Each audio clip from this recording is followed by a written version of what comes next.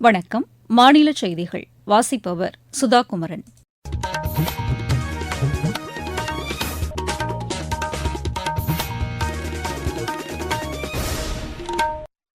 தலைப்புச் செய்திகள். மகாகவி சுப்பிரமணிய பாரதியின் வளர்ச்சியடைந்த இந்தியாவிற்கான தொலைநோக்கு பார்வை இன்றளவும் அனைவருக்கும் உந்து சக்தியாக உள்ளது என்று பிரதமர் திரு நரேந்திர மோடி கூறியுள்ளார்.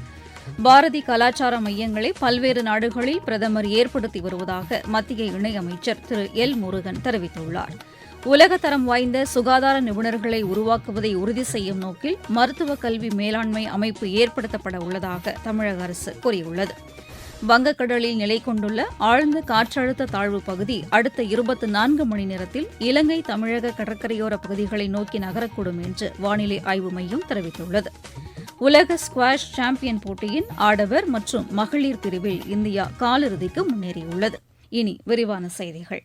மகாகவி சுப்பிரமணிய பாரதியின் வளர்ச்சியடைந்த இந்தியாவிற்கான தொலைநோக்கு பார்வை இன்றளவும் அனைவருக்கும் உந்து சக்தியாக உள்ளது என்று பிரதமர் திரு நரேந்திர மோடி கூறியுள்ளார். மகாகவி பாரதியாரின் பிறந்த தினத்தை முன்னிட்டு இன்று புதுதில்லியில் நடைபெற்ற நிகழ்ச்சியில் அன்னாரது படைப்புகளின் தொகுப்பை வெளியிட்டு அவர் பேசினார். ஆய்வுகள் ஆராய்ச்சிகளில் ஈடுபடுவோருக்கு இது பேருதவியாக இருக்கும். இன்று பவித்திரமான கீதா ஜெயந்தியும் கூட. நம்முடைய சுப்பிரமணிய பாரதியாருக்கு கீதையினிடத்திலே ஆழமான நம்பிக்கை இருந்தது. மேலும் கீதை தொடர்பான ஞானம், கீதையின் புரிதலும் கூட அதே அளவு ஆழமானதாக இருந்தது. அவர் கீதையை தமிழ் மொழியிலே மொழிபெயர்த்தார். அதற்கு எளிமையான அருமையான விளக்க உரையையும் அளித்திருக்கிறார்.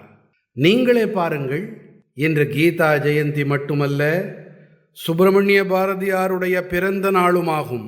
மேலும் அவருடைய படைப்புகள் இன்று வெளியிடப்படுவது எனும்போது இது முக்கூடல் என்ற அருமையான சந்தர்ப்பமாக அமைந்திருக்கிறது. இந்நிகழ்ச்சியில் பங்கேற்ற தகவல் ஒலிபரப்புத்துறை இணையமைச்சர் திரு எல் முருகன், பிரதமர் திரு நரேந்திர மோடி பல்வேறு நாடுகளில் பாரதி கலாச்சார மையங்களை ஏற்படுத்தி வருவதாக தெரிவித்தார்.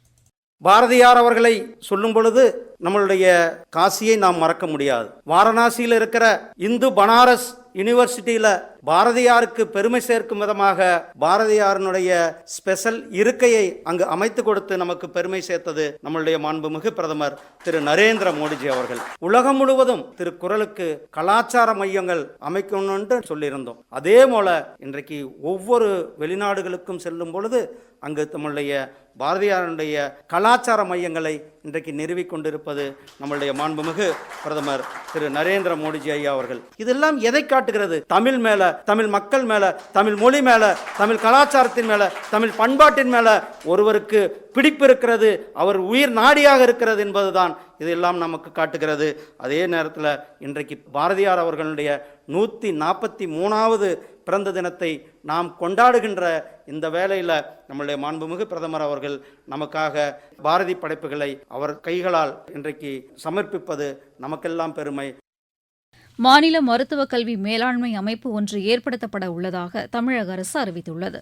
87 லட்சம் ரூபாய் செலவில் இந்த அமைப்பு ஏற்படுத்தப்பட உள்ளதாக மாநில அரசின் செய்திக்குறிப்பு தெரிவிக்கிறது. உலகத்தரம் வாய்ந்த சுகாதார நிபுணர்களை உருவாக்குவதை உறுதி செய்யும் வகையில் இந்த அமைப்பு ஏற்படுத்தப்பட்டுள்ளதாக அதில் குறிப்பிடப்பட்டுள்ளது. நாடு முழுவதும் ஸ்மார்ட் இந்தியா ஹேக்கத்தான் நிகழ்ச்சி இன்று தொடங்கியது. 2 நாட்கள் நடைபெறவுள்ள இந்த இறுதிச் சுற்றில் 1300க்கும் மேற்பட்ட மாணவர் குழுக்கள் பங்கேற்றுள்ளன. நாமக்கல் மாவட்டம் குமாரபாளையத்தில் நடைபெற்று வரும் இந்த நிகழ்ச்சியில் 4 வகையான சிக்கல்களுக்கு தீர்வு காணும் வகையில் மாணவர்கள் இந்த போட்டியில் பங்கேற்றுள்ளதாக கல்வியாளர் டாக்டர் பொம்மண்ண ராஜா எமது செய்தியாளரிடம் தெரிவித்தார்.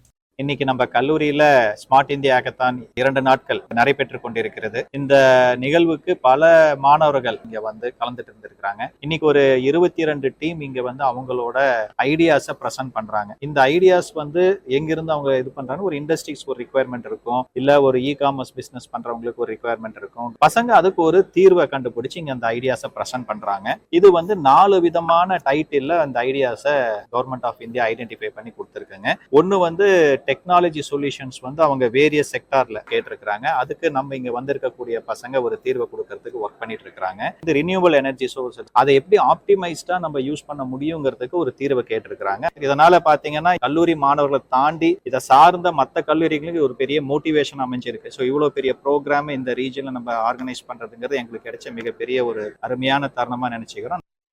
நீங்கள் கேட்டுக்கொண்டிருப்பது மாநில செய்தி அறிக்கை. மூன்றாம் முறை மோடி அரசின் முதல் 100 நாள் சாதனைகள். ஒட்டுமொத்த மற்றும் நீடித்த வளர்ச்சிக்காக 15 லட்சம் கோடி ரூபாய் முதலீடு. வேளாண் துறை கட்டமைப்பு வசதிகளை மேம்படுத்த 3 லட்சம் கோடி ரூபாய். தமிழகத்திற்கு 2 புதிய வந்தே பாரத் ரயில் சேவை. தூத்துக்குடி துறைமுகத்தில் 7000 கோடி ரூபாய் முதலீட்டில் மேம்பாட்டு பணிகள். 11 புதிய நகரங்களுக்கு வானொலி பண்பலை ஒலிபரப்பு விரிவாக்கம். செமிகண்டக்டர் இயக்கத்தில் தமிழகத்திற்கு முக்கிய பங்கு. புத்தொழில் நிறுவனங்களை ஊக்குவிப்பதற்கென 1000 கோடி ரூபாய் ஒதுக்கீடு. வளர்ச்சியடைந்த இந்தியாவிற்கான பயணத்தில் மோடி அரசு. தொடரும் மக்கள் நலத் திட்டங்கள். வளர்ச்சியடைந்த நாடாக இந்தியாவை உருவாக்குவதில் கிராமப்புற மேம்பாடு முக்கிய பங்கு வகிப்பதாக குடியரசுத் தலைவர் திருமதி திரௌபதி முர்மு கூறியுள்ளார். இன்று புதுதில்லியில் தேசிய பஞ்சாயத்து விருதுகளை வழங்கி அவர் பேசினார். நாட்டின் 64% மக்கள் ஊரகப் பகுதிகளில் வசிப்பதை அவர் சுட்டிக்காட்டினார். இந்த நிகழ்ச்சியில் 45 விருதுகளை குடியரசுத் தலைவர் வழங்கினார். வங்கக்கடலில் நிலை கொண்டுள்ள ஆழ்ந்த காற்றழுத்த தாழ்வுப் பகுதி அடுத்த 24 மணி நேரத்தில் இலங்கை தமிழக கடற்கரையோரப் பகுதிகளை நோக்கி நகரக்கூடும் என்று சென்னை வானிலை ஆய்வு மைய இயக்குநர் திரு செந்தாமரை கண்ணன் கூறியுள்ளார். எமது செய்தியாளரிடம் பேசிய அவர் இதன் காரணமாக கடலோர மாவட்டங்களுக்குட்பட்ட ஒரு சில பகுதிகளில் கனமழைக்கு வாய்ப்புள்ளதாக தெரிவித்தார். இதன் காரணமாக அடுத்த 24 மணி நேரத்தில் திருவள்ளூர், சென்னை, செங்கல்பட்டு, காஞ்சிபுரம் துவங்கி ராமநாதபுரம் வரையிலான கடலோர மாவட்டங்கள் மற்றும் அதனை ஒட்டியுள்ள மாவட்டங்களில் ஓரிரு இடங்களில் கனமழைக்கு வாய்ப்புள்ளது. குறிப்பாக கடலூர், புதுக்கோட்டை மற்றும் டெல்டா மாவட்டங்கள், காரைக்கால் பகுதிகளில் ஓரிரு இடங்களில் கன முதல் மிக கனமழைக்கும் வாய்ப்புள்ளது. நாளை 12ஆம் தேதி அன்று திருவள்ளூர், சென்னை, செங்கல்பட்டு, காஞ்சிபுரம், திருவண்ணாமலை துவங்கி ராமநாதபுரம் வரையிலான கடலோர மாவட்டங்கள் மற்றும் வட உள் மாவட்டங்களில் ஓரிரு இடங்களில் கனமழையும், புதுக்கோட்டை, தஞ்சாவூர், அரியலூர் மற்றும் திருவாரூர் உள்ளிட்ட மாவட்டங்களில் ஓரிரு இடங்களில் கன முதல் மிக கனமழைக்கும் வாய்ப்புள்ளது. மீனவர்களுக்கான எச்சரிக்கையை பொறுத்தவரை அடுத்து வரும் 3 நாட்களுக்கு தமிழக கடலோர பகுதிகள், மன்னார் வளைகுடா பகுதிகள் மற்றும் குமரி கடற்பகுதிகளிலும் தென்மேற்கு வங்கக்கடல் பகுதிகளிலும் சூறாவளி காற்று வீச வாய்ப்புள்ளதால் அடுத்து வரும் 3 நாட்களுக்கு மீனவர்கள் இப்பகுதிகளுக்கு செல்ல வேண்டாம் என்று அறிவுறுத்தப்படுகிறார்கள். மாவட்டச் செய்திகள். கன்னியாகுமரி திருவள்ளுவர் சிலை முதல் விவேகானந்தர் பாறை வரை சுற்றுலாப் பயணிகள் நடந்து செல்லும் வகையில் அமைக்கப்பட்டு வரும் கண்ணாடி இழைக்கூண்டு பாலத்தினை 16வது நிதி ஆணையத்தின் தலைவர் திரு அரவிந்த் பனகாரியா மற்றும் ஆட்சியர் திருமதி அழகு மீனா இன்று ஆய்வு செய்தனர். பெரம்பலூர் மாவட்டத்தில் மழை முன்னெச்சரிக்கை நடவடிக்கைகள் தொடர்பான அனைத்து துறை அலுவலர்களுடனான ஆய்வுக் கூட்டம் ஆட்சியர் திருமதி கிரேஸ் பச்சாவ் முன்னிலையில் இன்று நடைபெற்றது. காஞ்சிபுரம் மாவட்டம் எரையூர் கிராமத்தில் நடைபெற்ற நிகழ்ச்சியில் 1,14 லட்சம் ரூபாய் மதிப்பிலான நலத்திட்ட உதவிகளை ஆட்சியர் திருமதி கலைச்செல்வி மோகன் இன்று பயனாளிகளுக்கு வழங்கினார். ராணிப்பேட்டை மாவட்டத்தில் பயிர் வகசூல் போட்டிக்கு விவசாயிகள் விண்ணப்பிக்கலாம் என்று வேளாண் துறை இணை இயக்குநர் திரு அசோக் குமார் கேட்டுக் கொண்டுள்ளார். திருப்பத்தூர் மாவட்டம் தும்பேரியில் இன்று நடைபெற்ற நிகழ்ச்சியில் மாநில அரசின் நலத்திட்ட உதவிகளை ஆட்சியர் திரு தர்பகராஜ் இன்று பயனாளிகளுக்கு வழங்கினார். ராமேஸ்வரம் அருகே பாம்பன் கடல் பகுதியில் 2 டன் எடையுள்ள திமிங்கலம் கரை ஒதுங்கியது. சென்னை மாநகராட்சிக்குட்பட்ட பகுதிகளில் பொது விநியோக திட்ட மக்கள் குறைதீர் முகாம் வரும் சனிக்கிழமை நடைபெறும் என்று அறிவிக்கப்பட்டுள்ளது. விளையாட்டுச் செய்திகள். உலக ஸ்குவாஷ் சாம்பியன் போட்டியின் ஆடவர் மற்றும் மகளிர் பிரிவில் இந்தியா காலிறுதிக்கு முன்னேறியுள்ளது.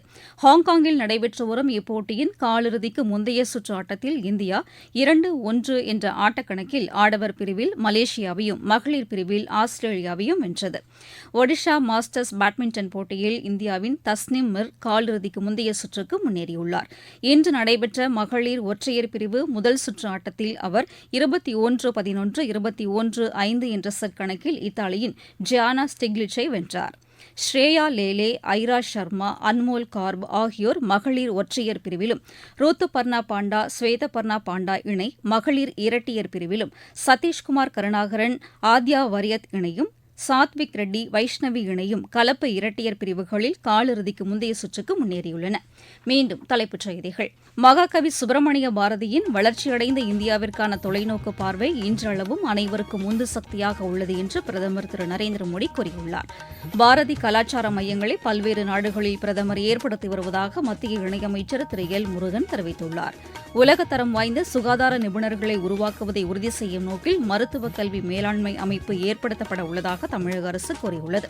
வங்கக்கடலில் நிலை கொண்டுள்ள ஆழ்ந்த காற்றழுத்த தாழ்வுப் பகுதி அடுத்த 24 மணி நேரத்தில் இலங்கை தமிழக கடற்கரையோர பகுதிகளை நோக்கி நகரக்கூடும் என்று வானிலை ஆய்வு மையம் தெரிவித்துள்ளது. உலக ஸ்குவாஷ் சாம்பியன் போட்டியின் ஆடவர் மற்றும் மகளிர் பிரிவில் இந்தியா காலிறுதிக்கு முன்னேறியுள்ளது. இத்துடன் இந்த செய்தியறிக்கை நிறைவடைந்தது.